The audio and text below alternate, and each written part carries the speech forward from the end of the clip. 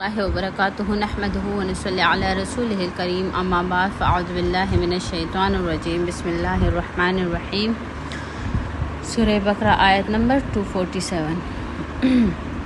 وقال کہا لہم ان سے نبیہم ان کے نبی نے یعنی بنی اسرائیل نے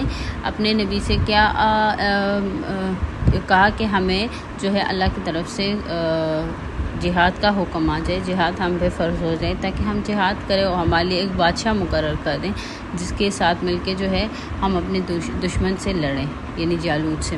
وقال کہا لہم ان سے نبیہم ان کے نبی نے ان اللہ بے شک اللہ نے قد تحقیق بادشاہ بنایا ہے لکم تیرے لیے طالوت کو ملکن بادشاہ۔ قالو کہا اچھا یہ طالوت جو تھا یہ ایک بہت ہی حسین و جمیل لڑکا تھا جو ادھر اس راستے پہ نکلا تھا، اپنے اس کے باپ کا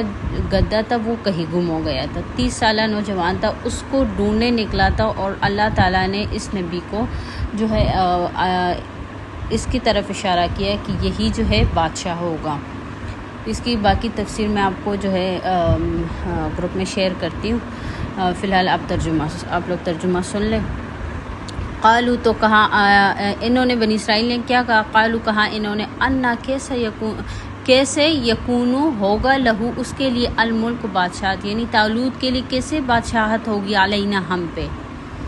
ونحن اور ہم احق و زیادہ حقدار ہے بالملک بادشاہت کے منہ اس سے یعنی ہم میں سے کوئی بادشاہ مقرر کر دے ہم تو زیادہ حقدار ہیں۔ ولم یؤتا اور نہیں دی گئی اس کو سعتن کشادگی من المال مال میں سے یعنی وہ کوئی امیر نہیں ہے، اس کے پاس کوئی مال نہیں ہے تو اس سے تو ہم زیادہ حقدار ہے کہ ہم میں سے کوئی بادشاہ بنا لیے جائیں۔ تو پیغمبر نے کیا کہا، قال فرمایا پیغمبر نے ان اللہ بے شک اللہ تعالیٰ نے اصطفیٰ اس کو فضیلت دی ہے علیکم تم پہ، وزادہ اور اس کو دی ہے بسطتاً کشادگی فی العلم علم میں بھی، والجسم اور جسم میں بھی یعنی جسم کے لحاظ سے بھی وہ ان سے بہت اچھا تھا اور علم کے لحاظ سے بھی۔ واللہ اللہ یؤتی ملکہ بادشاہت دیتا ہے من یشاء جس کو چاہے، واللہ اللہ واسع وسعت والا ہے، علیم اور جاننے والا ہے یعنی علم والا ہے۔ وقال کہا لہم ان سے نبیہم ان کے نبی نے انا بے شک آیتن بادشاہی نشانی ملک ہی اس کی بادشاہت کی کیا ہوگی، انا بے شک آیتا نشانی ملک ہی اس کی بادشاہت کی، ان یہ کہ یأتیکم آئے گا تمہارے پاس التابوت ایک صندوق، فیہ اس میں ہوگا سکینتاً اطمینان من ربکم تمہارے رب سے کی طرف سے، وبقیتاً اور باقیات مما وہ جو ترکہ چھوڑے ہے آل موسیٰ موسیٰ علیہ السلام نے،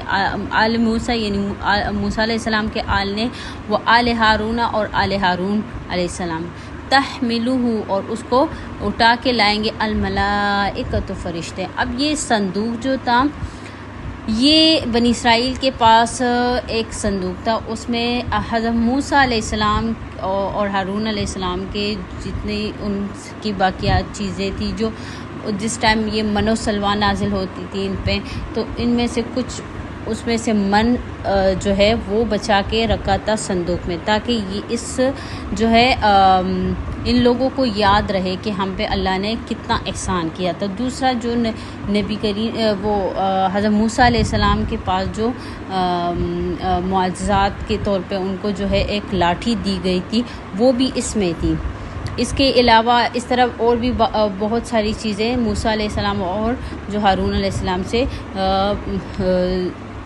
ان سے رہ گئی تھی وہ اس صندوق میں پڑی تھی، تو اس کو یہ لوگ بہت تبرک والا صندوق سمجھتے تھے اور اس کے یہ کہتے تھے کہ اگر ہمارے پاس یہ صندوق ہے تو ہمیں کوئی ہرا نہیں سکتا اور ہمارے پاس جو ہے ہمارے پاس ہمت آئے گی ہم جو ہے ہار نہیں سکتے۔ پھر ان کی لڑائی ہوئی تھی فلسطینی مشرکین سے اور انہوں نے جو ہے ان سے یہ صندوق چھین لیا تھا۔ اب وہ یہ صندوق ان کے پاس تھا لیکن ان پہ ایک وبا آ گئی تھی جو وہ سمجھتے تھے کہ ہمیں اس صندوق کی وجہ سے آئی، تو اس صندوق کو انہوں نے ایک جو ہے کسی اس میں چھوڑی تھی، کسی وہ گاڑی جو اس پہ کوئی بھی نہیں تھا، ایک جیسے گدا گاڑی ہوتی اس طرح کوئی گاڑی بنا کے اس پہ چھوڑ کے ایسے چھوڑ دیا تھا، اس کو فرشتے اٹھا کے لے کے گئے تھے، تو مطلب کہ اس کی حفاظت فرشتوں نے کیا۔ اب وہی صندوق ان کے پاس واپس آ گئے تاکہ ان کی ہمت بنے، اور انہوں نے جہاد کا جو ہے اظہار کیا ہے کہ ہم جہاد کرنا چاہتے، تو